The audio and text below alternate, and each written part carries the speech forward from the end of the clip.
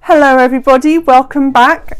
You'll have to forgive the background. It's winter in the UK and there is no natural light, so you've got a very plain background. I've had to come away from my beautiful shelves of books, so you have a very bland wall behind me, because this is the best place where I live for some natural light. So until the sun comes back in the UK, I have a feeling you're going to be seeing a lot more of the pale wall behind me. But anyway, the books are far more interesting, I know. And today we're going to discuss Mary Beard, Woman in Power. Now, talking of winter, I'm sure many people got this for Christmas because it was a perfect stocking gift. As you can see, it's really slim. And it was published in November last year, so just in time for the Christmas market.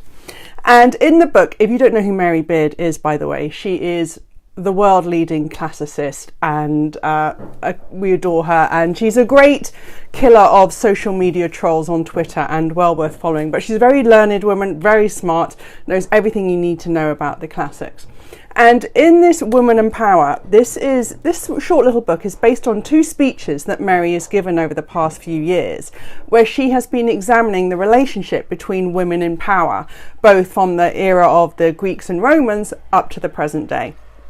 Now, there's a lot in here that the themes that we already understand is that women are excluded from power. They are seen, power is seen as very male and the territory of men. But what I really like about this little book is how it draws some really interesting examples to bring together all these threads. So Mary starts in Homer's Odyssey, which she says is the first time that she can really pinpoint when men told women to shut up. And it's a point where Penelope, the women in Homer's Odyssey, are told to leave the room because this is a discussion for men.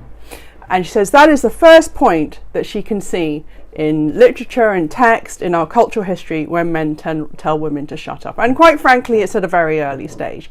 And she follows that through to the present day, to when we get to examples of, say, Diane Abbott, who tripped up in a couple of interviews in the last election, or even to Hillary Clinton and her emails.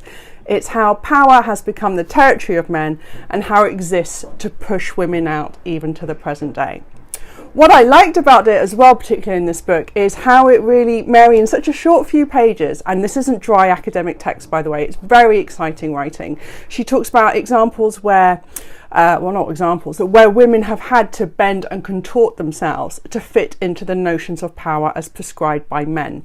So the comments that women have very shrill, whiny voices, and that power must come from a very deep voice, and that has gravitas. She says that, of course, is a very implicit reinforcement of power, territory, and the dispersion of power and law and order as belonging to men. What I didn't realise, which I found very fascinating, is there's a very famous speech by Elizabeth I where she says, I may have the body of a weak and feeble woman, but I have the stomach and heart of a king. A famous speech that she is supposed to give just before the Spanish Armada. That, Mary says, is highly likely to be fictional, and she says it's a great instance of how the chroniclers who were looking to validate Elizabeth I chose this form of androgyny to make her seem powerful, in order to deny her womanliness, her femininity, her existence as a woman, in order to bend and fit into what men have decided is what is needed in order to hold the reins of power. And how that continues to today, when you see the pantsuits, the trouser suits from Angela Merkel and Hillary Clinton. I really like this book. Yes, there's a lot of things that, yes, we're all discussing already, but Mary has some great ideas, and the way she brings it together in some real anecdotes from throughout our history is fascinating. And of course, the conclusion that she leaves open-ended is, where does that leave us? If power is constantly defined as maleness, maybe it's not women that need to change, but obviously our understanding of what power is and how we can use it and, well, get some decent people holding the reins of power.